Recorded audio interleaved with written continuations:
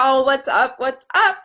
My name is Rose Leopold, and I am a child and family coach with my company Full Bloom Coaching by Rose. And this is my weekly health live stream, Full Bloom Fridays, where I get on here and talk about, dabble in the things that I might go into if you were a client and I was a coach for you. And some of that is physical health, more directly physical health. Some of it is more directly our mental health. Some of it's emotional health. Some of it's relationship health. So because I believe in a holistic model of health, that everything we do in one of those areas affects the things that are going on in the other areas. So before I get into what we're going to talk about today, I'm going to check in like I do at the beginning of every episode. This is episode 8. So today, let's see, I'm feeling super high energy. I did have a second cup of coffee today for the first time in weeks, so I'm having those coffee jitters. And because I'm doing that, I'm going to be mindful of picking up the water to drink instead of the coffee.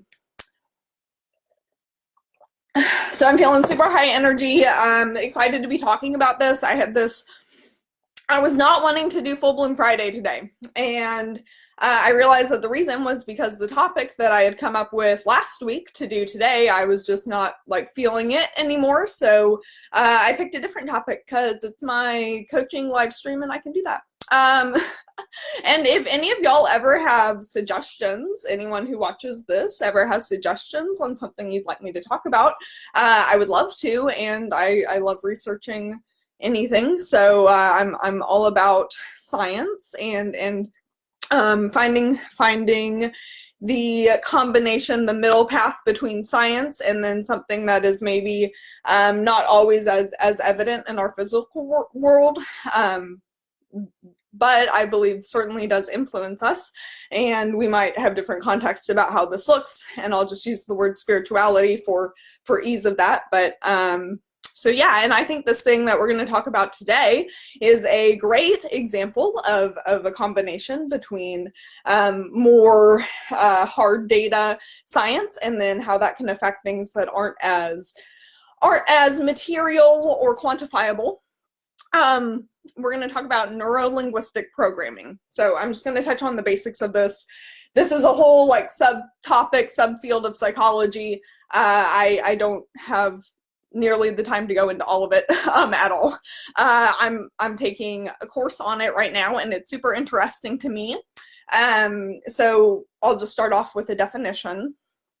Neurolinguistic programming, or I might refer to it as NLP. Okay, so I pulled this off the internet. I'll give the internet's version first. I think it was from goodtherapy.com. So NLP is the psychological approach that relates thoughts, language, and patterns of behavior learned through experience to specific outcomes.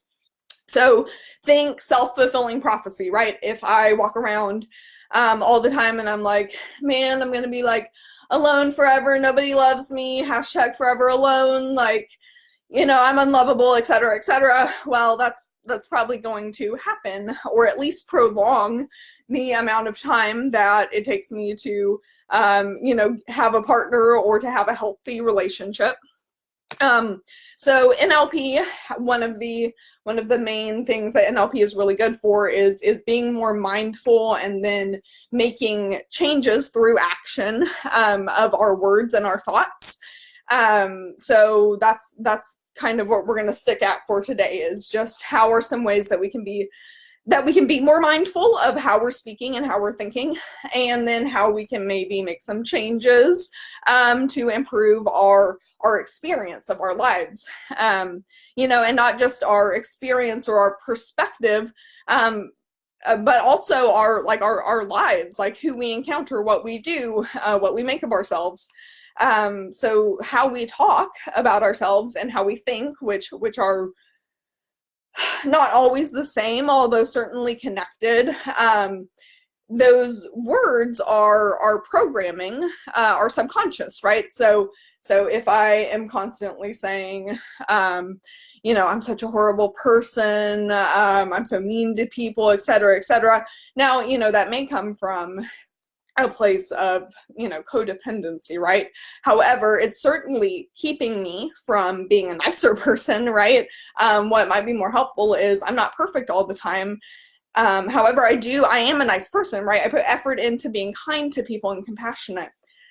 So in each of us, our experiences from our past have produced our own kind of vernacular, which is, vernacular means a local dialect, right? So we all have our own dialect that is compiled of our experiences. So for example, I lived in Texas from when I was 1 to when I was 13, so I say y'all, and I type y'all when I am texting and when I'm making posts. And for a long time, I tried to squash that habit out of me because it wasn't received well by everyone when we moved. However, I try to embrace it now because I like saying y'all, and it reminds me of where I came from. And I'm still a proud childhood Texan.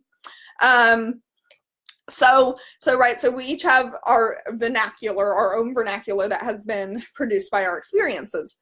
And we have this really cool ability to change our experience, our present, and even more so our future experience by changing what we tell ourselves and other people about our current and our past experiences, right? So for another example, if I tell myself like, oh, all of these things that have happened to me in my past, like, poor me, like, these things happened to me, and I couldn't do anything about it, and I still can't do anything about it, and I'll never feel better, and this is just what life is now.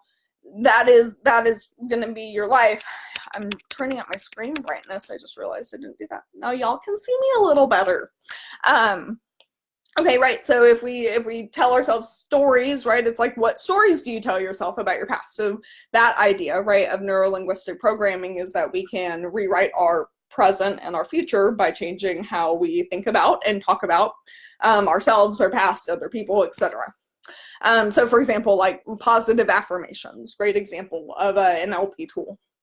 And really this is so cool, right? I'm all about the science. So these new patterns of words, for example, I did a practice where I listened to positive affirmations every day, this track for like 30 minutes every day for maybe 2 months. And it, don't get me wrong, it was probably not every day. It was probably not every single day. However, I noticed a big enough difference quickly enough and I enjoyed listening to the track, that I kept with it. And the really cool thing about when we change how we're talking, how we're thinking, the words that we're using, is that it creates new pathways in our brain. It creates new physical structures, neurons that are connecting to each other to make longer and longer pathways of neurons, and these new pathways are correlated with new kinds of experiences, right? Thinking about ourselves differently, being different, acting differently, looking at life differently. So this is a big deal, right? We have a lot of power, so much power, people, from how you talk about yourself and how you talk and think about others. Yeah, super, super amazing. Really, really can radically change your life. I love this quote. It was on my fifth grade teacher's podium in her classroom. There are two kinds of people in this world: people who say they can and people who say they can't, and they are both right. So great example of NLP, right? If I tell myself I can't, I never will. If I tell myself and some people may have some resistance to that. And well, first I would suggest to you that you go look up the book Everything is Figure Outable. And there are some parameters on that. However, it's this idea of there have been so many things that humans have thought were impossible, would never be figure outable, that we've done, right? So classic example, for a long time, it was scientifically thought that if humans went faster than 30 miles an hour, that they would explode. And so one day, some very brave people took a chance to do it, right? And found out that, oh my God, like we can go faster than 30 miles an hour, right? So what I'm suggesting to you is granting yourself that space when you are speaking, and saying, you know, even saying, versus saying I can't, saying I don't know how to right now, and I'm going to try to find a way. So, right, I can't versus I don't want to, right? Like, such a big thing these days is we don't actually tell people what we mean. I grew up for, you know, 18 years, and then probably some after, with my dad telling me, Rose, say what you mean and mean what you say. And I that was one of the things he told me that I thought and still think is super valuable, right? When we are speaking in a way that is directly aligned with how we're thinking and how we're feeling, that's when things in our life really start to happen, when we are aligning our actions, right, our thoughts and our emotions. And, you know, in that example, I would say words fall under action. And that is I think one of the key phenomena that represents, you know, manifesting power, the ability to create a life that you want, is when all of those aspects of self are you know, moving forward in the same direction with the same intention. So yeah, like saying what you mean and meaning what you say, instead of saying I can't do that, saying I don't want to, or I don't know how. This is such a big one. Oh my goodness. Okay. I want versus I need. People, wanting and needing are two very different things. We need very few things. And it will, I promise that, I mean, this is definitely something that has made a big difference in my life, that it will reprogram your subconscious so quickly to start replacing I want this when you are wanting to express I need this, and it's something that is not food, water, air, you know, suitable clothing, shelter, right? Like, and of course there's Maslow's hierarchy of needs. There's lots of things that we need. However, certainly in I think literal terms, need is associated with I need this or I will die, right, fairly quickly. So you know, just being mindful of that. You know, I hear little kind of alarm bells go off in my mind all the time when I notice myself saying lots of things like that I've set up to kind of be, you know, when I hear myself say or think I need this, you know, a little bell rings, and then I'm like, oh, do I actually need that? So, and then here's another example, right? Saying it's impossible versus I don't want to invest time in figuring it out. So sometimes this is also really helpful for figuring out what I want to do, right? If I'm procrastinating on something, or I'm trying to figure out a way to tell someone I don't want to do something, and a lot of times we'll notice myself kind of tiptoeing around, you know, wanting to be like, oh, I'm busy or whatever.